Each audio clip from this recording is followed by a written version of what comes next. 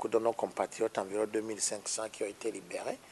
Et je ne vais pas entrer beaucoup dans les détails, mais si mes informations sont bonnes, la plupart de ceux qui ont été libérés sont déjà qui étaient détenus et qui ne sont même pas encore passés devant les juridictions des différents cours et tribunaux que nous connaissons.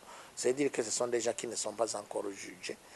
Et j'apprends également que les gens qui ont été libérés sont des prisonniers d'opinion, des prisonniers politiques, si je peux dire ça comme ça.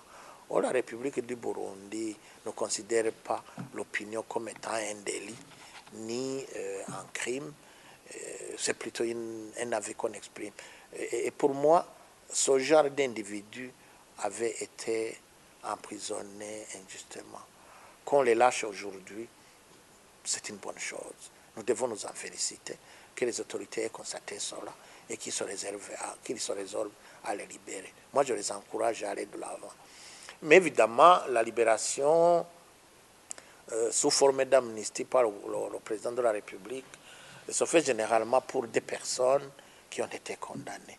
Moi, j'encouragerais le gouvernement de prendre le taureau par les cornes, d'être plus courageux et de s'occuper même des personnes qui ont été condamnées pour leurs opinions politiques, pour qu'eux aussi soient réellement libérés. Alors à ce moment, ils auront réellement profité de la grâce présidentielle parce que déjà condamnés.